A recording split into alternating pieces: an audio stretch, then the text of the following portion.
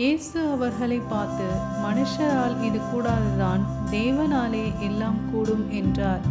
மத்தேயு 19 அதிகாரம் 26 ஆண்டவராகிய இயேசு கிறிஸ்து வாசிக்க கேட்ட இந்த வசனத்தை யாருக்கு கூறினார்?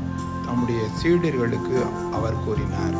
மிகுதியான ஆஸ்தி சொத்து உடைய வாலிபன் இந்த ஆசீர்வாதங்களினூடே ஆண்டவருடைய கற்பனைகளை கை கொண்டாலும் பரலோகத்தில் அவன் பிரவேசிப்பது மிக கடினமானது என்பதை கூற கேட்ட சீஷர்கள் ஆச்சரியப்பட்ட பொழுது அவர்களுக்கு இந்த வசனத்தை கூறினார். ஐஸ்வர்யமுள்ள வாலிபன் ஆண்டவர் இயேசுவை தேடி வந்தது நல்லது என்றாலும் அவனுடைய நோக்கம் சரியானதா என்றால் சுயநலம் கொண்டவனாக தேடினான் என்றால் அதுதான் உண்மையாகும். ஆண்டவராகிய இயேசுவை நல்ல போதகரே என்று அழைத்தான். ஏனென்றால் அவன் அவரை சரியாக இன்னும் அறிந்து கொள்ளவில்லை, தெரிந்து கொள்ளவில்லை. அவர் தேவனிடத்திலிருந்து வந்த போதகர் என்று அறியாமல் நல்ல போதகரே என்று கூறினான். ஆகவே தான் ஆண்டவர் நல்லவன் ஒருவனும் இல்லை, நல்ல போதகர் என்று கூறத்தக்கவர்கள் இந்த உலகில் ஒருவரும் இல்லை என்று கூறினார். தொடர்ந்து நித்திய ஜீவனை அடைவதற்கு நான் எந்த நன்மையை செய்ய வேண்டும் என்று கேட்டான். தன்னிடத்தில் உள்ளவைகளை வைத்து ஏதாவது செய்து நித்திய ஜீவனை பெற்றுக்கொள்ளலாம் என்ற எண்ணத்தோடு இந்த கேள்வியை கேட்டான்.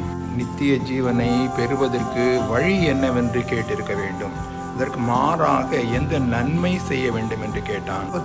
உலக ஆஸ்தியை கொண்டு விலை பேச, பேரம் பேச ஆரம்பித்தான். உலக ஆஸ்தியும் வேண்டும், பரலோகத்தில் இடமும் வேண்டும் என்ற ஒரு தவறான மனநிலையிலே அவன் காணப்பட்டான். வேதவசனம் திட்டவட்டமாக கூறுகிறது, உலகத்திற்கும் தேவனுக்கும் ஊழியம் செய்ய ஒருவனாலும் கூடாது.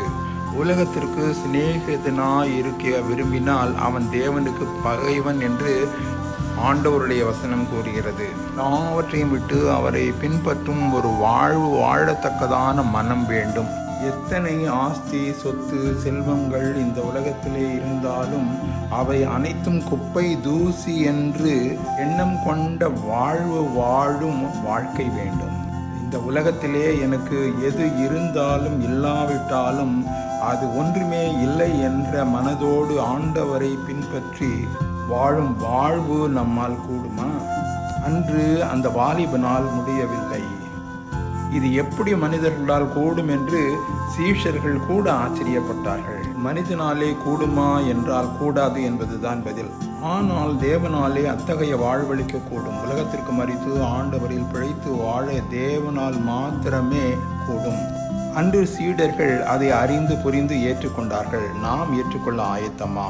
ஆமேன்.